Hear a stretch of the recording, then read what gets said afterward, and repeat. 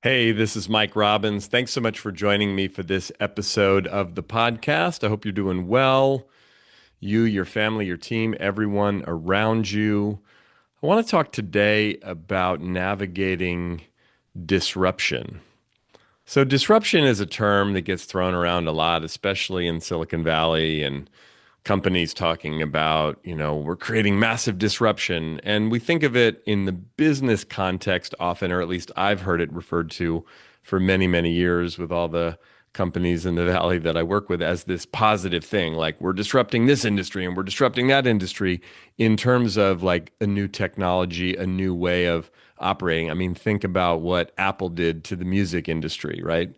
The way we used to purchase and consume music versus how we do now with respect to iTunes or Apple Music and all the ways that we stream music as an example, or the way that Netflix disrupted the video industry. I can remember standing in line at Blockbuster Video, or I mean there's so many different examples of ways that technology has disrupted just the internet as a whole, the way it disrupted, say, the travel industry, and so many other things that, like, I haven't talked to a travel agent in 25 years. I don't know about you, but and as we think about life today, there's so much disruption happening all over the place.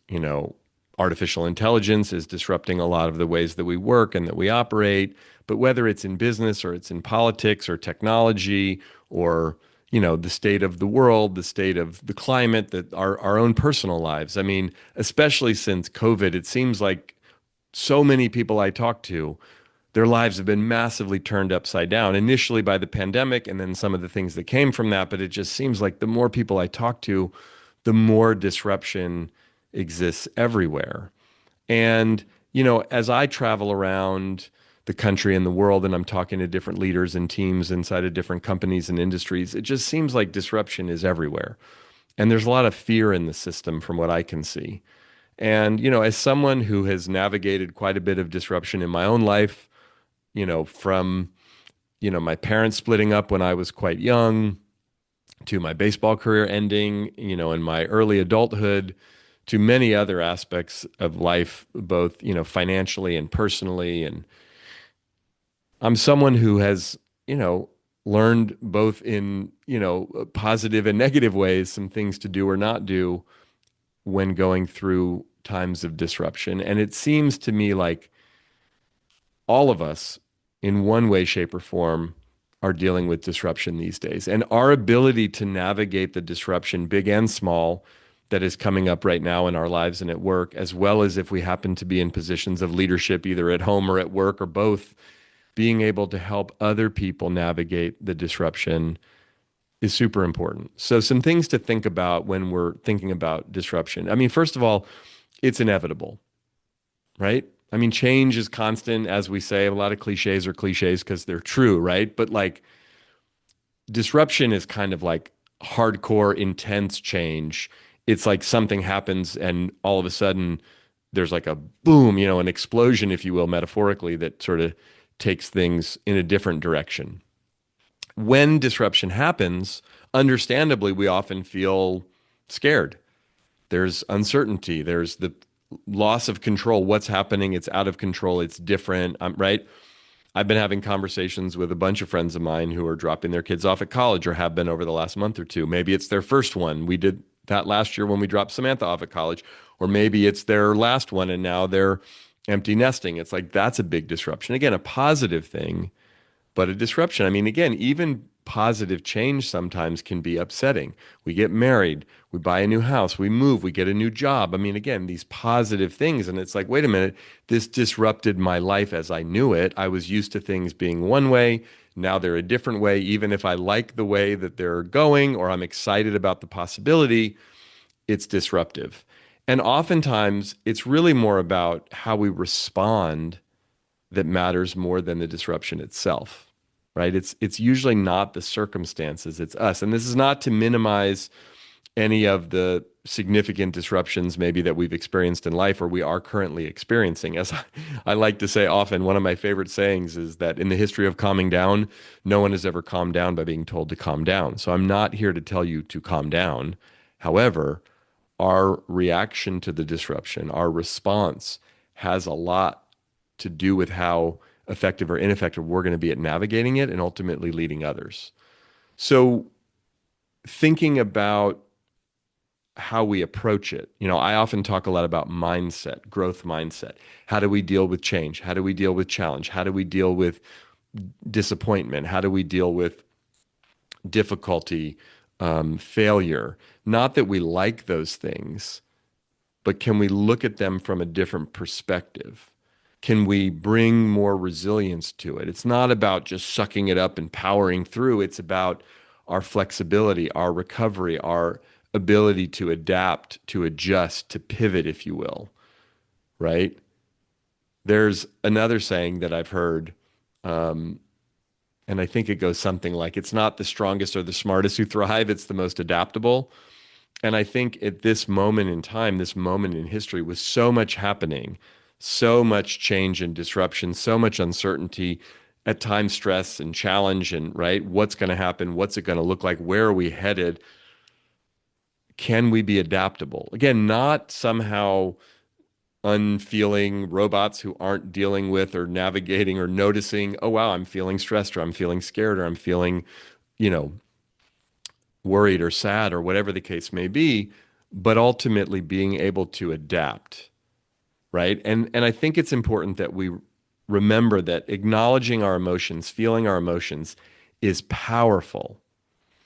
A mentor of mine used to always say to me, Mike, your power is tied up in your pain, and you got to really be willing to lean into the pain to retrieve your power. And oftentimes, in our pain or in our difficulty, there's emotion there. There's fear, there's doubt, there's worry, there's sadness, there's hurt, there's anger. I mean, the ones that we tend to think of as negative emotions, they're just emotions, and they're just as powerful and in some ways can even be more powerful than love and joy and gratitude and peacefulness and appreciation. Not more powerful per se, but we tend to avoid the quote negative ones and we want the positive ones. But what if we just thought about emotions as energy? And if we feel them, we can actually take our power back from them if we really allow ourselves to feel them. And yeah, I don't love feeling fear and sadness and anger and hurt and disappointment. Those aren't my favorite emotions to feel, but if we can lean into them, if we can acknowledge them, right? So often what happens, it's our avoidance of the fear, it's our avoidance of the sadness or the hurt or the anger that causes us to do all kinds of things that ultimately aren't helpful, aren't productive, aren't healthy, right? And it's important to remember that, especially at a time like right now, nobody really knows what's going on, right? I was listening to a podcast episode a while back, and it was a live event, and it was the great podcast We Can Do Hard Things with Glennon Doyle and Amanda Doyle and Abby Wambach, and someone was asking a question about parenting, and I think it was the parent of a young child, and the panel. I mean, Glennon and Abby's kids are all a little bit older than ours, but like college age now, and Amanda's kids are a little bit younger. But at one point, Abby said, and if you don't listen to the We Can Do Hard Things podcast, I highly recommend it. It's fantastic. But Abby, Abby who married Glennon after she had her babies and, sort of came in midstream as the kids were already, school age or getting into early adolescence. Abby was just like, look, I became an Insta mom with 3 kids and was trying to do it right. And then I finally realized nobody knows what they're doing. Like nobody really says that, but whether it's parenting or so many other things, we're all kind of just making it up as we go. And that's not to say that we can't learn and grow and have some expertise in certain areas or that our wisdom and our experience doesn't matter. It does. But especially right now, people who tell you they know what's going to happen, they're lying. It's kind of like, remember at the beginning of the pandemic when all of us, myself included, were making predictions about how long it was going to last and what was going to happen and what the impact was going to be? Well, most of us, myself included, were wrong because we'd never been through something like that. Now, granted, we're not going through an unprecedented or at least once in a lifetime global pandemic like we were several years ago, but we're going through a moment in history that is incredibly uncertain. There's a massive amount of disruption. Again, economically, business wise, politically, socially, environmentally, on so many different levels. we've never been through something like this. That's not to say that we can't be effective. That's not to say that we can't navigate it, successfully. We absolutely can. We just can't do it from the place of like, I've been here before. I know how this goes. Now, we've been through disruptive times. We've been through change and uncertainty, so we can call upon those experiences.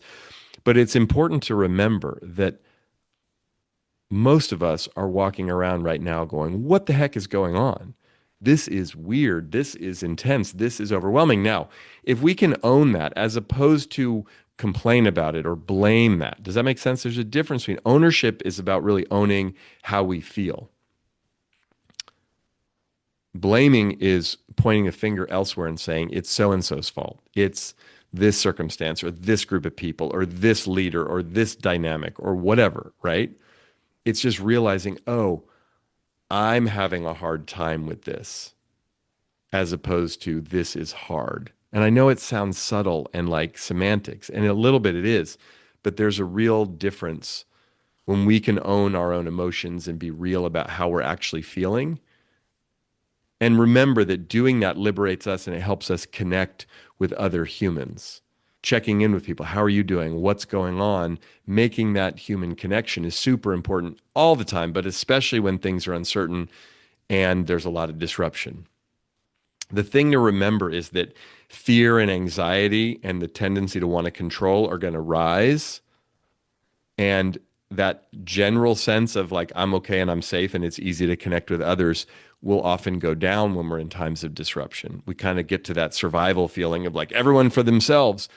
And although it can be counterintuitive, the more we can really be real about how we feel and then try to connect with others on a human level, on an emotional level.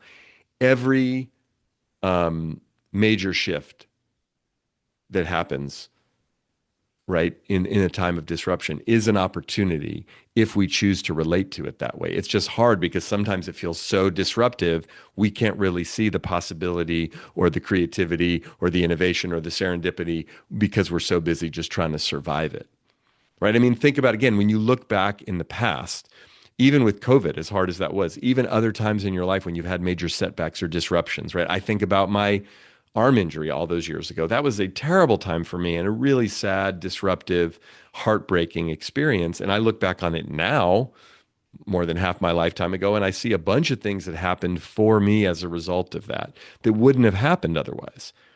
Think about breakups, think about job losses or difficulties economically or emotionally or even physically. If we've gotten through to the other side and we have some perspective, we can see, oh, I see what I learned from that. I see how that made me better or forced me or us to innovate and change and do things differently. The challenge is, can we bring that mindset, that growth mindset into the present moment while things are disruptive, while we don't know exactly where this is going? That's the more challenging, but ultimately more effective way to do it if we can. And again, I know that it can be challenging. It can be scary. It can be uncomfortable. So I want to give you some suggestions of things you can do both individually for yourself, but also for leaders and for teams of what we can do collectively. All right. So I'm going to go through 5 things that we can do as individuals and then 5 things we can do as leaders, as teams, as the groups that we're a part of. So on an individual basis, what can we do? First thing that we can do is pause, is breathe, is right in the moment when something disruptive happens, or if we're in the midst of something in an ongoing way that's disruptive, there's a lot of uncertainty. The ground beneath our feet seems to be moving all the time. It's important that we pause and breathe. Like I know it almost sounds corny, but like sometimes I'll put my hands on my heart, I'll take a breath, and I'll literally say something to myself like, okay, you're okay. In this moment, you're okay. You're safe. Just self-talk to myself, reminding myself, you'll figure this out. You've got people who love you. Again, if you start to feel like things are out of control, I don't know what's happening, this isn't working, this isn't what I wanted, this isn't what I signed up for. I mean, those types of thoughts, understandable and normal. The second thing that's important for us to do is really name the emotions, feel the emotions that are coming up. We get caught up in the story, right? Eleanor, my counselor, likes to say, feel the feeling, drop the story. Oh, what about this? And what about that? And what about this? And this is crazy. And am I going to lose my job? And what's going to happen? And what's the world going to look like in 6 months or a year? Or what are my kids? What if we just stop and acknowledge, okay, I'm feeling scared. No judgment. I'm feeling sad. I'm feeling anxious. Sometimes it's even I'm feeling excited. I just don't know. Right? I remember Eleanor said to me, we were talking about trust one time years ago in a session, and Eleanor said, you trust. You actually trust really deeply, like life and other people. You just sometimes don't trust that it's safe to trust. And when she said that, I was like, ooh, wow, that is true. That sometimes I'll get so excited. Do you ever have this happen? I get so excited. I'm really looking forward to something. I'm really hopeful about something. And then I'll go, wait, wait, wait. That feels vulnerable, too vulnerable. Like I have to calm down my excitement or my hope because like I don't want to get my heart broken. Or am I being naive? Or is this right? So just name the emotions that we're feeling and allow ourselves to feel them. The third thing we can do is shift our focus to what we can actually control. And the reality is, you've probably heard me say this before because I often talk about this. There's really only two things in life we can control: our attitude and our effort. Our attitude is our mindset, our approach, our perspective, how we look at something, and our effort is our behavior, what we do. Everything else is some version of out of our control.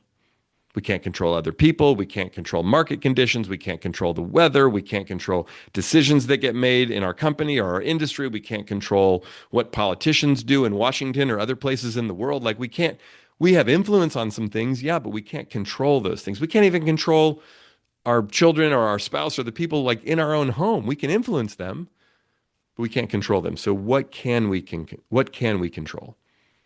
Our attitude, our mindset, our approach, and our effort, the things that we do. A fourth thing that we can do is to really practice the power of appreciation and gratitude. Now, I know you've heard me talk about this a lot because I've been talking about this for 25 years, especially when things feel chaotic. What can you acknowledge? What can you appreciate? What can you be grateful for? I'm grateful I have a job today, right? I'm grateful I have people that love me. I have technology I can use. I'm grateful I have a mind that can ask questions and figure things out, even if things feel overwhelming. There's always so much to be grateful for. Always. I was watching an interview on YouTube over the weekend with Ben Affleck and Matt Damon, and they were talking about writing Good Will Hunting all those years ago, back in the mid 90s. It's one of my favorite movies, but there's a scene in Good Will Hunting. They were talking about Robin Williams, who was, God rest his soul, one of my favorite actors, comedians, entertainers, maybe ever. He might be number one on my list. Um, but there's a great scene in the movie, and you may know this and seen it, but Robin Williams plays a therapist. Matt Damon plays, a young man who's very smart, but somewhat troubled. And anyway, he says to him, hey, you'll have bad times. Everyone does. But they'll just wake you up to all the good stuff you weren't paying attention to.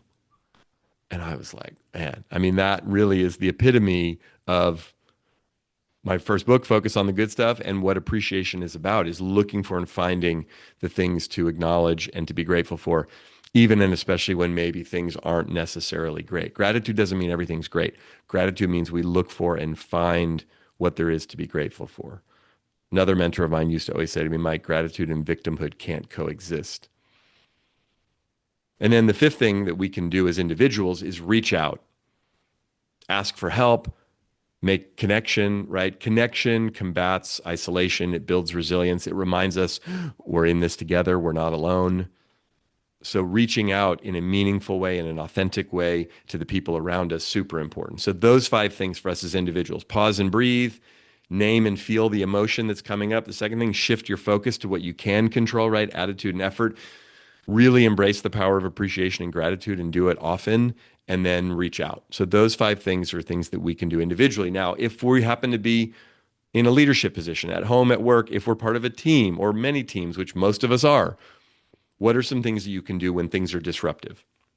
Again, especially if you manage other people, you're the boss, you're in charge. This is super important. But even if you're not the boss by your role, if you want to influence the people around you and the team that you're on, first thing that we can do is over communicate. In the absence of communication, people make stuff up and they don't usually make up good stuff. They make up the worst, right? When we're in that fight or flight survival mode that we're in, especially during disruptive times, we're going to assume the worst. Oh, I'm going to lose my job. Everybody hates me. It's all bad, right? We're going off the cliff. So the more you can over communicate, even if you're saying the same things over and over again, the better. Just you're not trying to reassure people if you can't. I mean, oh, don't worry, everyone's going to keep their jobs. Nothing's going to change. Like that's a lie usually, right? but some version of communicate what you do know, communicate what you don't know, or maybe can't say, but just keep communicating. Second thing is create space for emotions. Let the people around you, the people on your team, let them have their emotions, their fears, their hopes, right? What are you excited about? What are you scared about? Just create space. You don't have to fix it. You don't have to change it. You don't have to necessarily specifically respond to it. Just thank them for sharing. Let them know you have the space for them.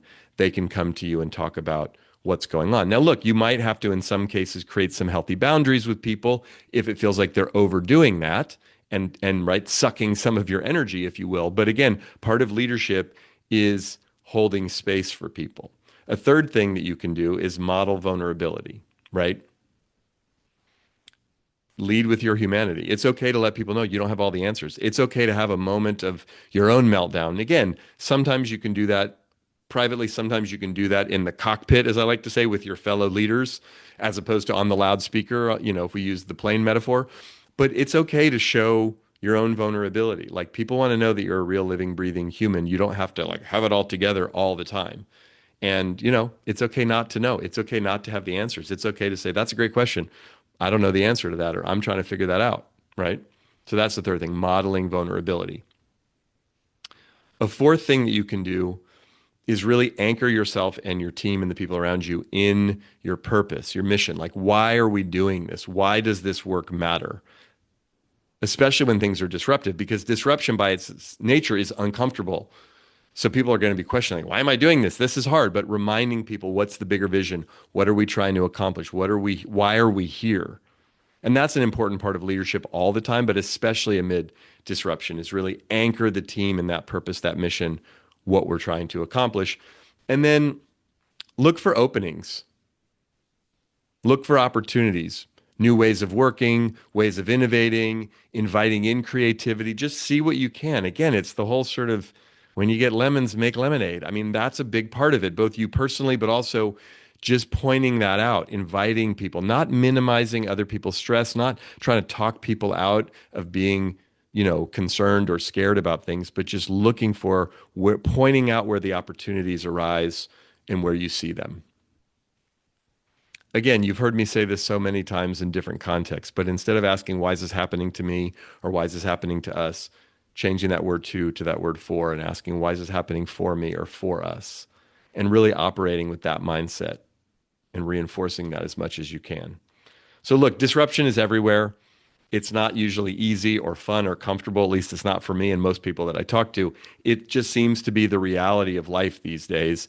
And the more that we can embrace it, the more that we can be real about how we feel, but also invite in those opportunities for growth, the more effective we're going to be at navigating the disruption that we're experiencing and helping lead other people navigate the disruption that's happening collectively. Thanks for watching or listening. Always appreciate it. Make sure to hit the follow or the subscribe button so you don't miss any future episodes. And feel free to check out the links in the show notes or down below in the YouTube description, where you can connect with me on social media and learn more about me and my work. Best place to do that is at our website, which is mike-robbins.com. Until next time, keep bringing your whole self to work and to life, even when things are disruptive. And remember, we're all in this thing together.